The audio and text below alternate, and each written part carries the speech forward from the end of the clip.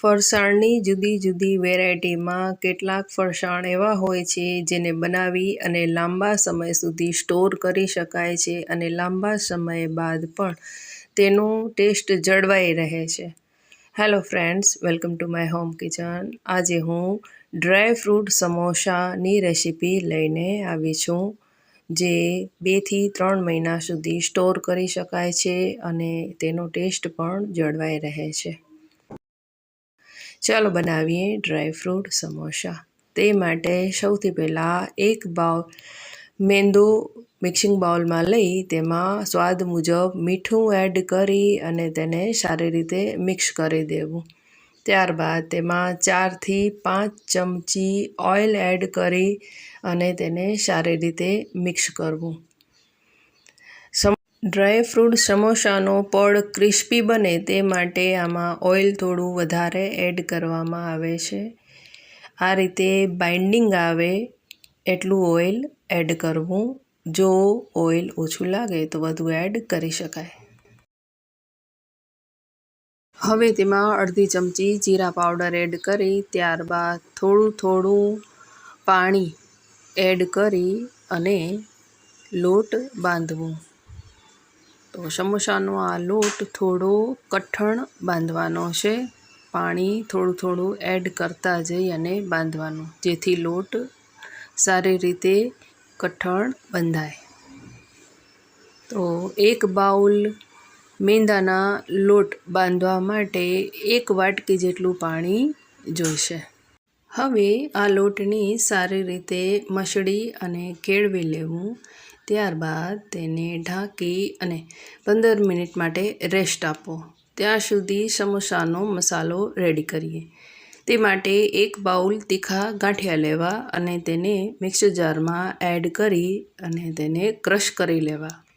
જો તમે તીખા ગાંઠિયાનો ઉપયોગ ના કરવા માંગતા હો તો તેના બદલે દરદરો ચણાનો લોટ શેકી અને તેનો ઉપયોગ કરી શકાય. હવે 1 વાટકી ડ્રાય ફ્રૂટ લેવા, તેમાં કાજુ, બદામ, કિશમિશ અને તમારી પસંદના કોઈ પણ ડ્રાય ફ્રૂટ લઈ શકો. કાજુ અને બદામને આ રીતે કટ કરી અને તેના નાના ટુકડા કરી દેવા. કાજુ બદામના ટુકડા કર્યા બાદ ગોળ સમારી લેવું. તો ગોળ અડધી વાટકી જેટલું સમારેલું લેવું.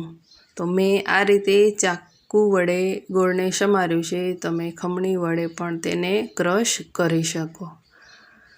હવે મિક્સિંગ બાઉલમાં સૌથી પહેલાં તીખા ગાંઠિયાનો ભૂકો એડ કરવો. ત્યારબાદ તેમાં 1 ચમચી લાલ મરચું, 1 ચમચી ગરમ મસાલો, મીઠું સ્વાદ મુજબ, થોડી હિંગ અને થોડો ધાણા જીરું પાવડર એડ કરી ત્યારબાદ 1 થી 2 ચમચી ઓઇલ એડ કરવું અને ક્રશ કરેલું ગોળ એડ કરવું.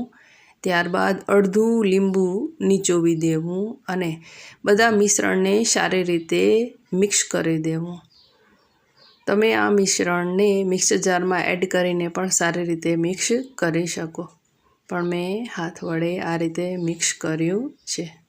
જો ગોળના ગાંગડા રહી ગયા હોય તો તેને મિક્સર જારમાં પીસી લેવું, જેથી તે બધું સારી રીતે મિક્સ થઈ જાય. હવે તેમાં કિસમિસ એડ કરવી. ત્યારબાદ કાજુ અને બદામના ટુકડા એડ કરવા અને તેને સારી રીતે મિક્સ કરી દેવું. તો આ રીતે ડ્રાય ફ્રૂટ સમોસાનો મસાલો રેડી થાય છે. હવે સમોસા રેડી કરવા સૌથી પહેલાં 1 ચમચી મેંદાનો લોટ લઈ તેમાં 2 ચમચી ઓઇલ એડ કરી અને તેને સારી રીતે મિક્સ કરી તેની એક સ્લરી બનાવી દેવી. આ રીતે સ્લરી બનાવી દીધા બાદ બીજા એક નાના બાઉલમાં 1 ચમચી મેંદાનો લોટ લઈ તેમાં 2-3 ચમચી પાણી એડ કરી અને તેને સારી રીતે મિક્સ કરી તેની પાણીવાળી એક સ્લરી બનાવી દેવી. હવે મેંદાના લોટમાંથી એક લુઓ લેવો.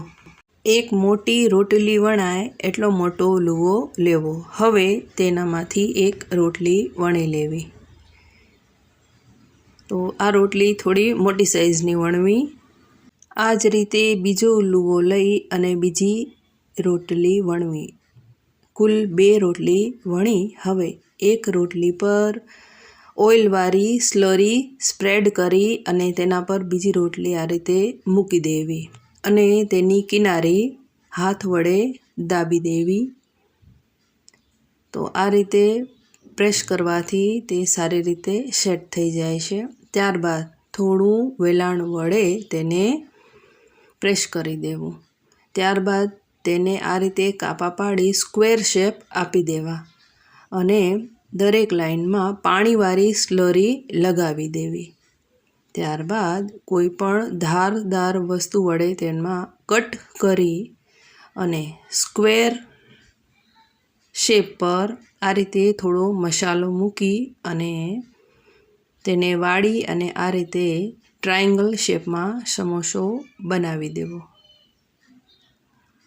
જો હું ફરી બતાવું છું, આ રીતે એક સ્ક્વેર શેપ લઈ અને તેમાં થોડો મસાલો મૂકી આ રીતે તેને વાળી અને ટ્રાયેંગલ શેપનો સમોસો બનાવી દેવો અને તેની ધાર સીલ કરી દેવી. બધા સમોસા રેડી કર્યા બાદ ગેસ ઓન કરી તેલ મૂકી અને મીડિયમ ટુ લો આંચ પર સમોસા 7 થી 8 મિનિટ માટે તળી લેવા. તો આ સમોસા તળાઈને રેડી છે.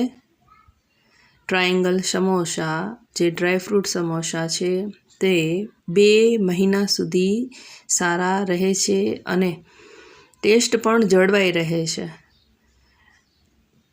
તો એકવાર આ રીતે ડ્રાયફ્રૂટ સમોસા જરૂરથી ટ્રાય કરજો. સમોસાની આ રેસીપી તમને કેવી લાગી મને કોમેન્ટ કરજો. વિડીયો પસંદ પડ્યો હોય તો લાઈક કરજો, શેર કરજો. Thank you.